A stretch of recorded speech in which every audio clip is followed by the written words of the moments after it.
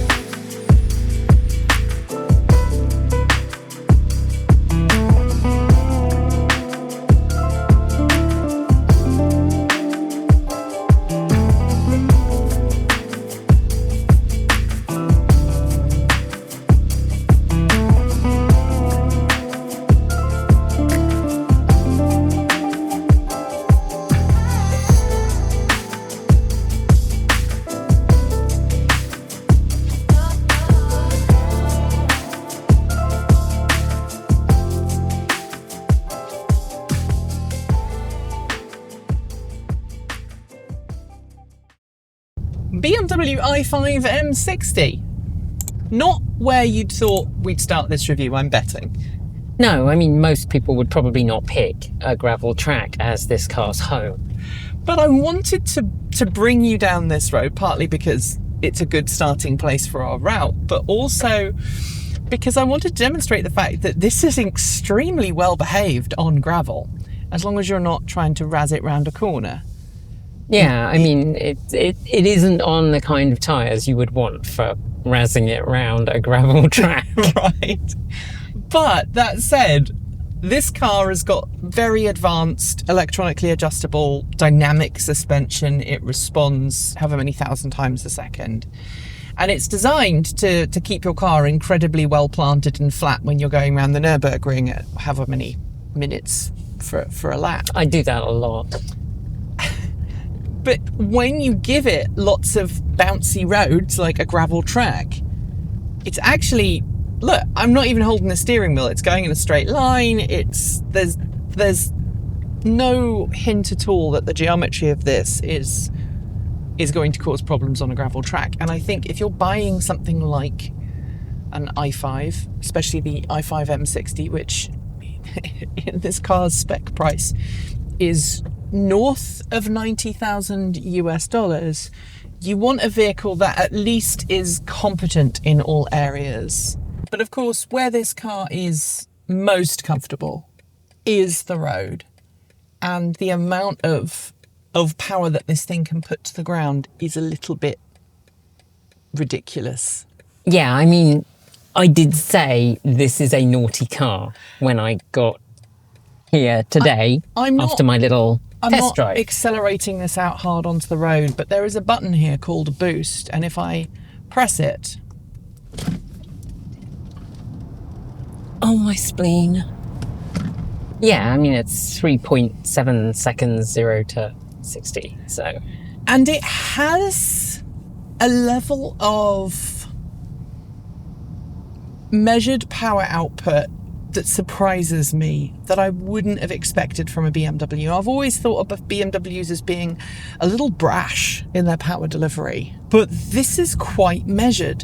This boost button gives you about 10 seconds or so, and it gives you a countdown, and it gives you the ability to just really bury your foot to the floor, and it gives you all of that extra acceleration. It also grabs your seatbelt and pulls you back into the seat, which I find is kind of funny. There's also a launch mode. If you put your foot on the brake, bury your right foot to the floor, hit boost, it sets the car up. The car kind of hunkers down a little bit, and then when you release your brake, off it goes. One thing I would say though, and this is one of my few criticisms of this car, is that the boost mode, did you notice where it is? Yes, I did, and I kept trying to reach for it at certain points. So when we drop off the car for each other, I normally get the car first.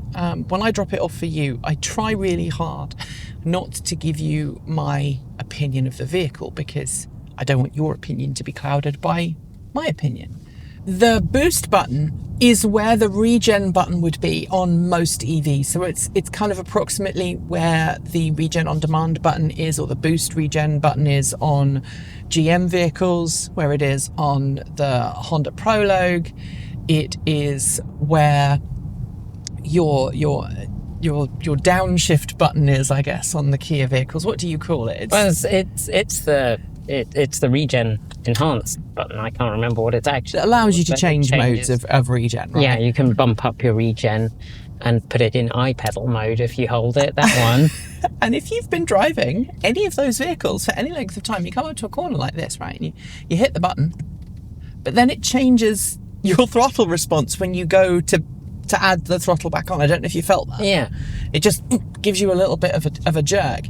And I think it reiterates the need for us to have standardized control surfaces on EVs. It's something that kind of irks me in so many ways. Even things like windscreen wipers, right? I know some cars have different controls for windscreen wipers. Obviously, Tesla is the most well known for having different buttons. Well, no buttons. Or no buttons. You can now actually buy a aftermarket stalk kit for your Highland Tesla Model 3 that allows you to re-add stalk controls to your vehicle. I think having an agreed upon single control setup for all vehicles is something that we should ask legislators to do, because I think this is dangerous, and it's only dangerous because BMW is not following the convention that was pre-established by other automakers. Yeah. And I can't remember if the i3 had a regen button. No, I don't think it did. I think it just had B mode, as I recall. But it has been a while since I've been behind the wheel of an i3. So this car does have a B mode. It's in B mode right now. B mode gives you access to regen just as you would with any other vehicle. In B mode, you do get that full single pedal driving. You also have auto hold, which is a really nice feature, especially if you use single pedal driving. But interestingly, B mode doesn't restrict the amount of power you can do. No, you still get that pushing you back in your seat throttle response. We've taken it on a gravel road, we've taken it on a back road, and I should point out, up there, the car probably said the speed limit was 25 miles an hour, and it wasn't. It's a bugbear I have about this area. If the car doesn't know what the speed limit is, it defaults to 25 miles an hour. It's not a BMW thing. I've seen every car do it. Yeah, and it's not. But that's not how it works. It's not how speed limits work in Oregon. I don't think it's how speed limits work in most parts of the US. But yeah, if the car was telling me that I was speeding up, it's frustrating, and I think it's something that BMW and other automakers should fix. But let's talk about something that I think is done really well, and that is the head-up display, which, aside from not working properly if you have polarized sunglasses, which is a really common issue. Which is a common problem with many head-up displays, is very clear if you're not wearing the aforementioned polarized sunglasses, you can fully customize it to have a whole range of different things. It allows you to keep your head up rather than having to constantly look down. But this car also has augmented reality. Yeah, it has a screen that displays on the dashboard, which is a forward-facing camera with, in this case, you've got the steering tracking showing on there, and it's showing you where the lane markings are, but it shows you various things. I personally found it incredibly distracting and actually ended up just changing it to a different display. So you can go content, you can set it so that is a more traditional representation. I think a lot of people will enjoy that. You can scroll through and you can have it to show pretty much anything you want, including the lovely M badge to let you know, yes. You are driving an M badged performance car. I like seeing the augmented reality as an option. I also like the navigation and having, if you have route navigation, it will display, where your next turn is and all of that good stuff. But round town, I did find for tight spaces, having the augmented reality there was kind of useful because it's a wide angle lens. It does allow you to see what's going on as you're driving. But I also felt that when the car is driving itself or it's doing some assisted driving, right now my hand is kind of touching the wheel. It does do divided lane highways hands-off driving, like so many high-end vehicles today. In that particular situation with that display, I actually liked it, but I'm like you, when I was driving myself and I was trying to focus on the road ahead, this was really busy and kind of distracting. Yeah. Right now I'm kind of forcing myself to look up because I've kind of trained myself already to deal with that. But this reminds me a little bit of how Comma's system works. Yeah. It's that similar kind of display. It shows you the lanes, where the car thinks it's going to go, where it wants to go. It has automatic lane change. You hit an indicator and it moves over for you. So again, it is that level 2/3. And I believe this car has the hardware in it to eventually do level 3, level 4 when legislatively allowed or regulatorily allowed, whichever way you want to look at that. And that, I mean, I will say that of the vehicles I've driven with level 2, this has been a very solid experience. I had very few complaints, apart from the fact that it uses eye tracking, and if you so much as look away for a second, or in my case, try and take a swig of water or coffee, it shouts at you. It is a harsh mistress, this car. It is like, no. Which, you can understand it, right? Because this has got nearly 600 horsepower, like 400-ish, 440-ish kilowatts at the wheels, dual motor all-wheel drive. Yes. Nearly 600 pound-feet of torque, which is close to 800 Newton meters of torque. Like you said, 3.7 second sprint time. You really do need to be eyes up and paying attention at all times. But driving up to drop the car off with you the other day, a display here in the center of the car showed a warning message relating to the hands-free driving, and then it shouts at you because you look at this screen to read the warning. Exactly. And then it's like you're not looking at the road, and then you look back, and then the message goes away, and that's like awkward. Which is ridiculous, really, because this car does have voice-activated control technology in it, right? You can change things by saying, the active word and ask the car to change the radio station or do that. So you can do this to go up in volume and this to go down in volume. Obviously, we haven't got anything connected at the moment. We do that so that we don't suddenly blast music while we're filming the review.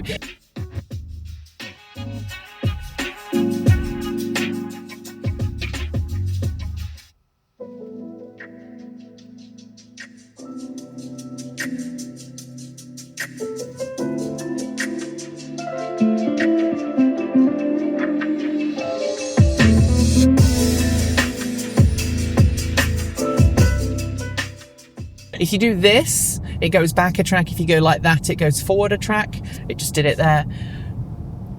Gesture-based controls, it feels like an overkill because you've got the ability to change the track here on the steering wheel, and then you've got the button here. You've got access to these buttons. You've got the little iDrive nodule here, so it's not like there are no options. I don't get it. I mean, it's a bit of a gimmick, I think, and I don't know that waving your hand in the air and twirling it is less distracting than pressing a button on the steering wheel. Right.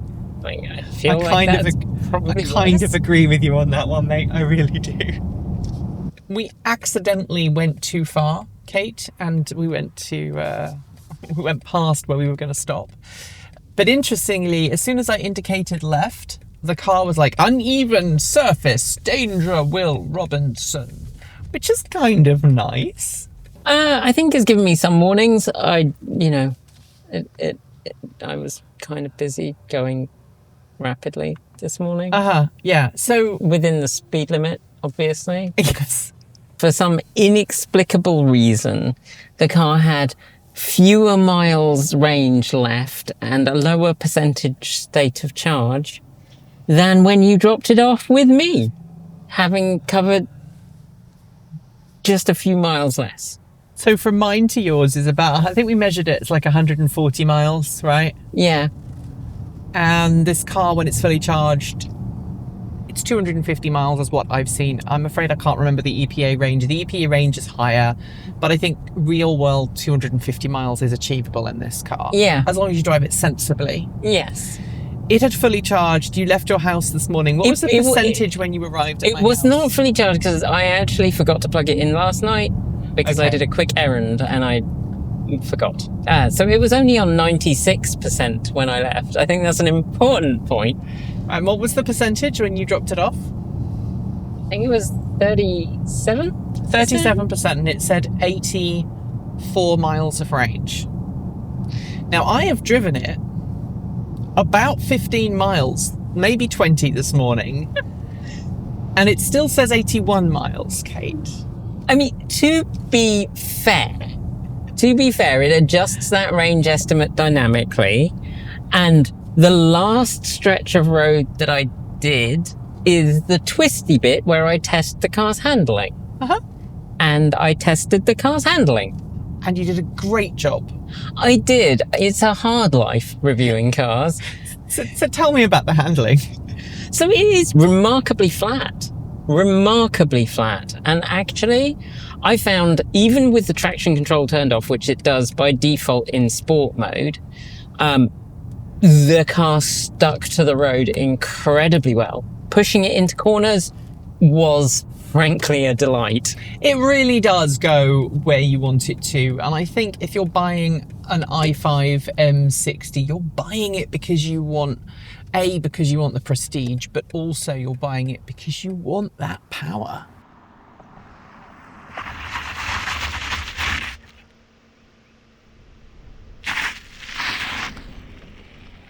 We've talked a lot about the driving experience, but the i5 M60 is much more than the driving experience. Yeah, it's much more than the driving experience, much more than the 84, 85 kilowatt hour battery if memory serves, and like I said, about 250 mile range. 200 kilowatt rapid charging. 200 kilowatt rapid charging, which M was very excited about.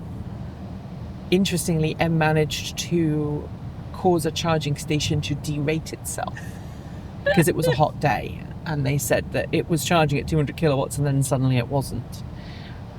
But it was a hot day. Yeah. But you wanted to talk about the interior. Yeah. I mean, I think that is a really important part of the experience of this vehicle, is the interior. And some of it, let's be fair, is a little bit extra. Yeah, I mean, even the fact that you've got... you can adjust the passenger seat, and it's got like a 2-person memory for the passenger seat like you have for the driver's seat. They are capacitive buttons though, so BMW gets a downvote from me for that. Yeah, pretty much everything in this vehicle is a capacitive button or on the touchscreen, and that isn't my favourite. They do at least have down here on the centre ones little like dobbles so that you can feel your finger is over the button, which, okay, I'll allow it. But yeah, Even the climate controls. even the climate controls. And the buttons for the climate controls are a long way away from the vent. It took me a while to realise. Yeah, I know that BMW had, as they often do, an expansive discussion of the hidden vents in this vehicle. And my main thought was, but I want to be able to direct the air at me, and it's hard to find. The loquacious tome Yes. that yes. is the BMW press release. Yes, they like to rival Lord of the Rings in their length. Yes, but not in word choice. No. Tolkien was and is a master of that. We have various ways of interacting with the touchscreen display. You have the little rotary knob down here, Yes, the iDrive control thing. but thankfully BMW now does touchscreen displays and has done for a while. It's kind of responsive, clear, Yeah. fully customizable. You can hit the button and you can see all of the different options. You have a drive recorder, which I quite like. You also have an interior camera option, which is interesting. Obviously, we can't log in because you don't have a BMW ID thing, but I assume it means that if you were doing rideshare, if you were renting your car out, you could actually see what was going on inside your vehicle. That kind of is level with Tesla in terms of the functionality of being able to record your drive, and it's something that a lot of people say they wish other automakers offered. Dual zone climate control. Yeah. I mean, I think a lot of these features are ones you've come to expect at this price point. BMW OS, I believe this is like 8.5. I still find it a little busy, this screen with the 800 icons that you have to scroll through to find the individual function. Sorry, I was trying to turn the volume up, apparently. I find that it takes me a while to find whatever I want in there, and I do think that's a rather distracting layout, particularly when you're driving. But it is definitely an improvement. You can feel the incremental step changes that they make to that system. And, you get a nice-ish sound system, the Bowers & Wilkins sound system. It's not the best sound system I've ever heard in a car. No, but it's certainly reasonable at the price point. I think. I was listening to a fair amount of house and EDM in it, and it didn't really handle the contrast between the high end and the low end very well. I am going to say this, and don't take this the wrong way. It's possible you're not the target market for this vehicle. I mean, I did listen to some classical music as well. I actually listened to a performance of myself, which sounds a little bit egotistical, but I used to play a lot of contemporary music, which is multiphonics and all kinds of weird techniques on the oboe. And sometimes they can be difficult to reproduce. Again, didn't get the full clarity that I found in other vehicles. And to my mind, I think, for example, Volvo still has the best acoustic system, which is strange because I think it's the same brand of sound system in some of their cars as well. I can't remember. So if I've got that wrong, don't get cross with me. But Leave a polite comment below. leave a polite comment below. But you've got tons of space in the rear, other than that center seat. This is really a 4-seat car. Yes. It's got room for 5 seat belts. It's got 5 seat belts, but it's really only a 2 in the front and 2 in the rear. I wouldn't want to be the middle person unless I was a child or someone who was a little smaller. It's there for if you need to do a short trip. We were talking about this earlier. It now has the use only on physically divided highways and when conditions are appropriate for use. The driver, and then it disappears. Yes. So And it if gives you a long verbose message, and then it vanishes. It gives you a long verbose message, and if you look over there to read it, then it will shout at you. Although it's not doing it now because it's just being there. There you go. Driver distraction detected. Stay alert. I feel that there would be a better way of handling that, BMW. Yes, and it is extremely sensitive, and it's one of those things that I sort of miss from Comma, which is that it adjusts the time that it allows you to be distracted based on road conditions and what else is around you. Yeah. So when it's busy, then it will shout at you quicker than when it's not. like a nice wide road with not that much on it. Going back to the interior though, Kate, there are a plethora of different choices for this vehicle. Different colours of trim, different interior options, exterior styling, things like the wheels. This has got 21-inch wheels. Obviously, if you want to have a longer range vehicle, you're going to opt for a slightly different wheel package. The carbon fibre trim package is extra. You get It is. Yeah, it really is extra in both senses, really. You also have basically every option you could think of that might come with this car is an add-on. So I didn't realise this. The head-up display is not standard. No. It's an optional extra. Which is a bit sad, really. It is. Because it is very good. But to BMW's credit, the semi-autonomous driver assistance features that are in this version, that is also extra. Which is nice because based on what a lot of people have said to us, a lot of people don't A, trust, and B, want that kind of technology in their vehicle. Yeah, I think that's been a common piece of feedback, is that a lot of people aren't interested. I know a lot of people who have bought cars that have these features that simply never use them, that use, maybe the adaptive cruise control at the outside edge of what they're willing to use.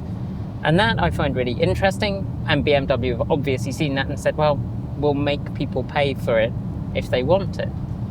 The lighting interior, you joked earlier that it loses a point because you can change the colour of this. It can be pink, it can be blue, but it can't be pink and blue, and that upset you. Yes, I am a big fan of changing the cars to be trans pride when we're in them. Little subversive stuff just to annoy people and make people go, what on earth are you going to do next? Yeah. The other thing that I think, though, that we should point out is that BMW includes what it calls a fast charging system or a fast charging connector with this car as standard. It's basically a portable charging unit. But the thing that irks me is it's called a fast charger. I mean, this is the problem, is that for a long time, a fast charger meant a level 2 charger. And then people started using that term for what was previously called a rapid charger, which is level 3, which isn't really a term, but we're going to pretend. Mm-hmm. And yeah, this problem with a blurry nomenclature for technology that is new is a problem. It's becoming very difficult for people to discern what those things mean because people keep using different terms interchangeably.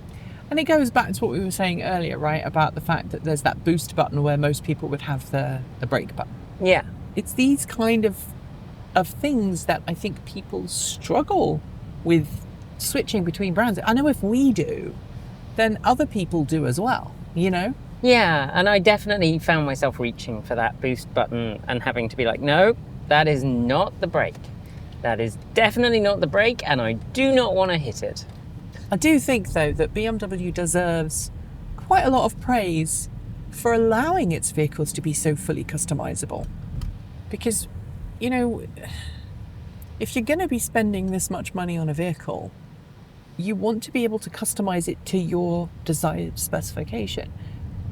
And that's something that a lot of automakers have been moving away for, especially in the post-COVID world.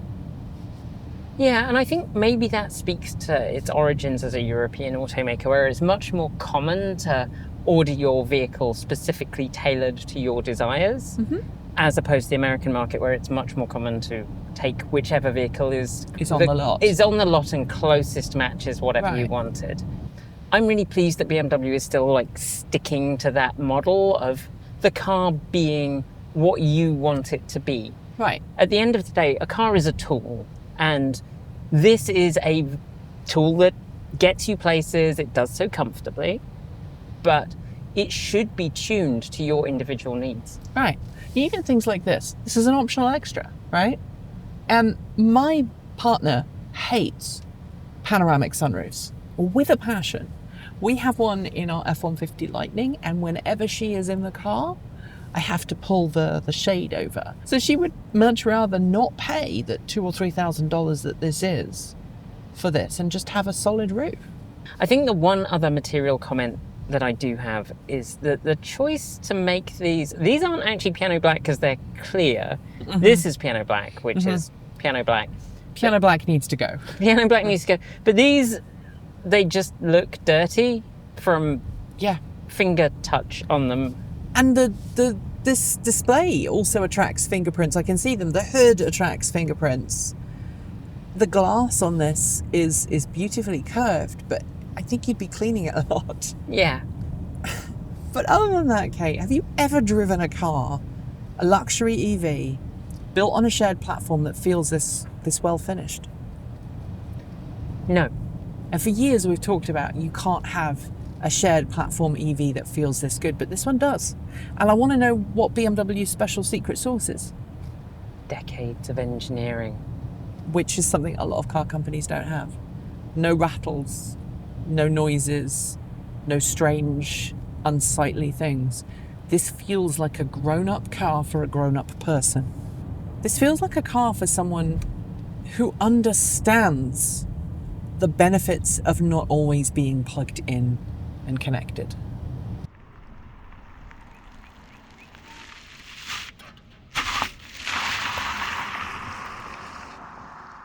What a car, Kate. Pardon? I said what a car. Let me join you in your time zone. What a car. It's a great car. It's a big car, though. It is a 5 Series in every sense of the word. It is. I mean, it is in the sense that it is also available as a gas car.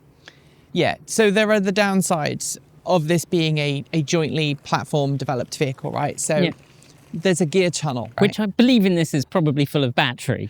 Yeah.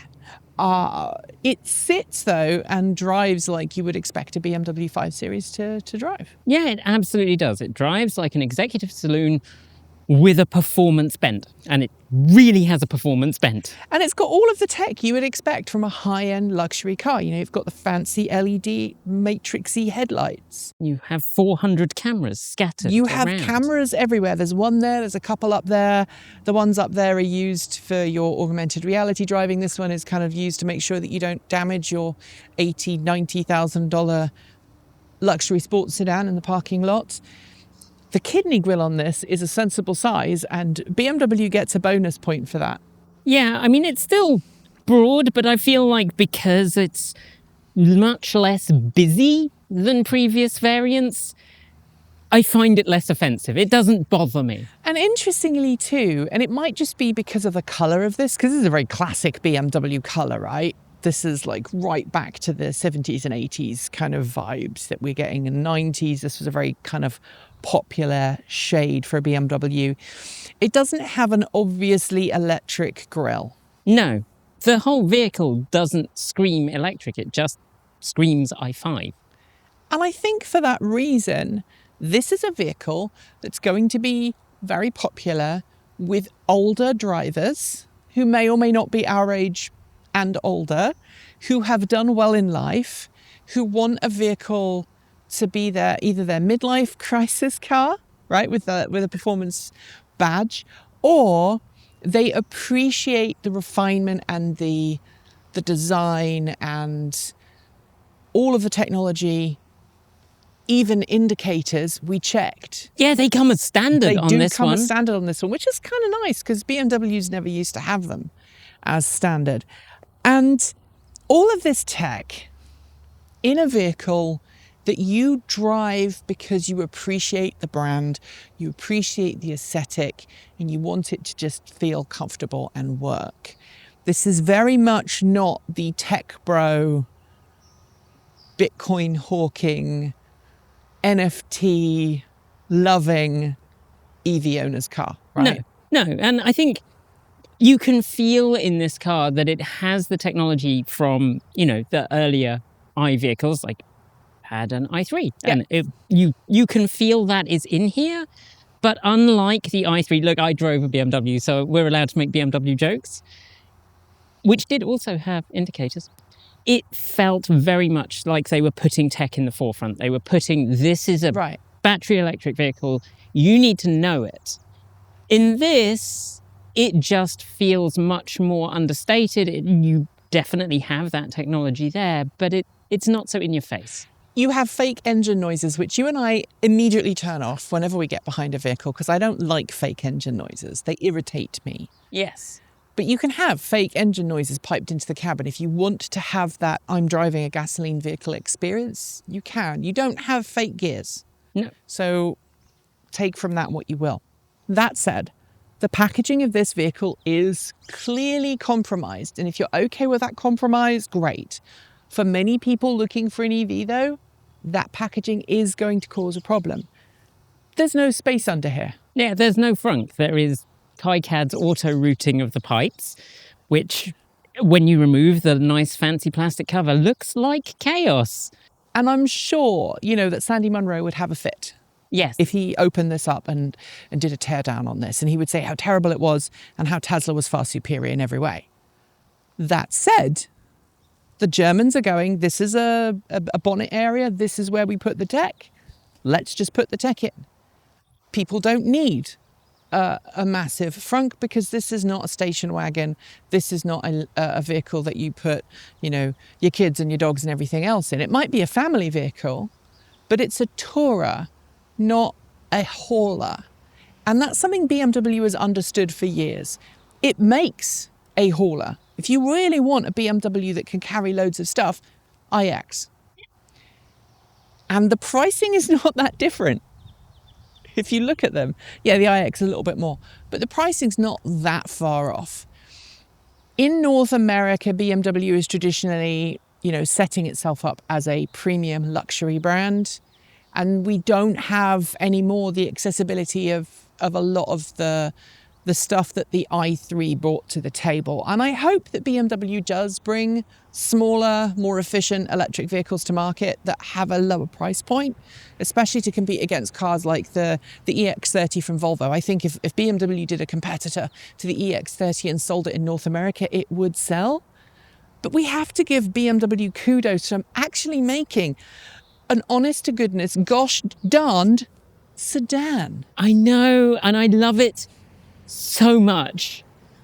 The fact that it's not an SUV makes my little heart so happy. And it drives as a performance sedan should. I can imagine getting in the passenger seat with Misha behind the wheel, taking us around the Nürburgring, Nordschleife, right? And it would feel incredible.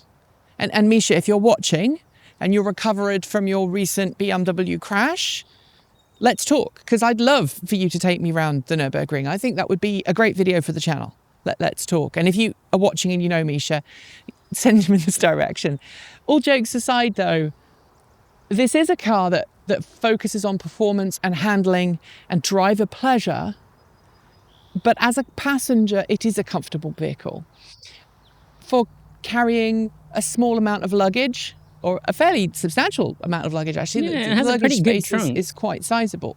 You can do that, but it's not trying to be everything to everyone. And finally, we should address the price. In its base form, it's 80 grand, 82, 83. Add on all the packages, I think this is about 93 as Yeah. spec'd. And for that, you get a cracking car with cracking performance. And yes, there are cheaper, more affordable options. But as I said earlier, this is not your tech bro, Bitcoin, NFT buying EV, is it? No, this is a car for someone who is used to vehicles like this, who is used to a bit of luxury and wants to keep it, but wants to get there quick. I was doing some, I suppose we could call it Oppo research on this car before we got it. And I was reading through various forums on issues that people were having and how people felt about the car. And one guy came on and was like, he has the i5 M60. And the reason why he decided to buy the M60 rather than all of the other i5 variants was because he had done well in life. He had, for the first time, he said, for the first time in my life, I have some disposable income. Whether that, I don't know what his circumstances were. That's none of my business. But he was doing well.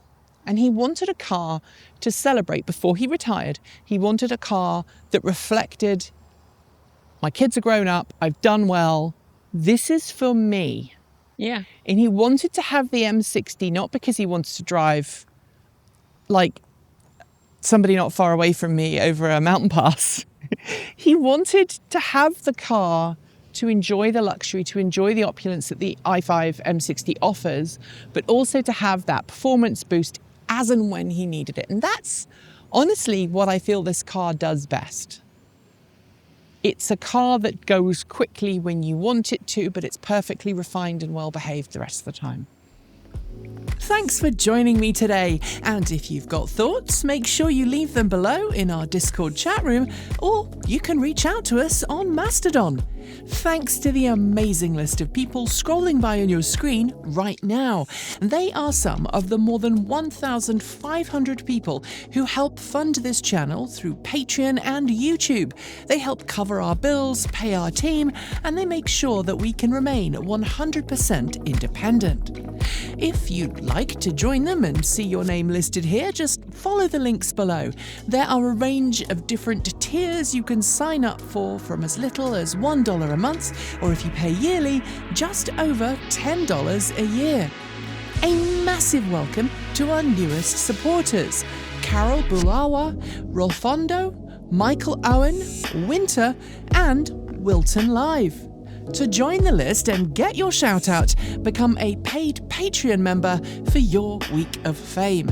And of course, if you'd like to support us with a one-off donation, you'll find links below to make Ko-fi and Bitcoin donations.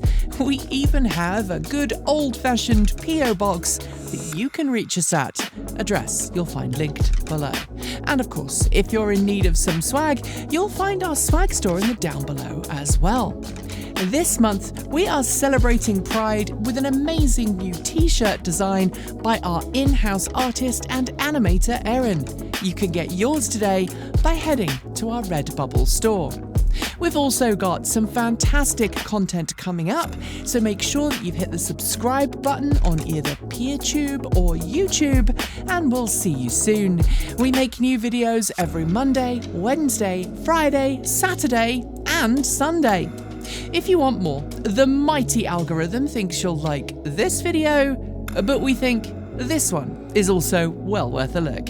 See you soon, and as always, keep evolving.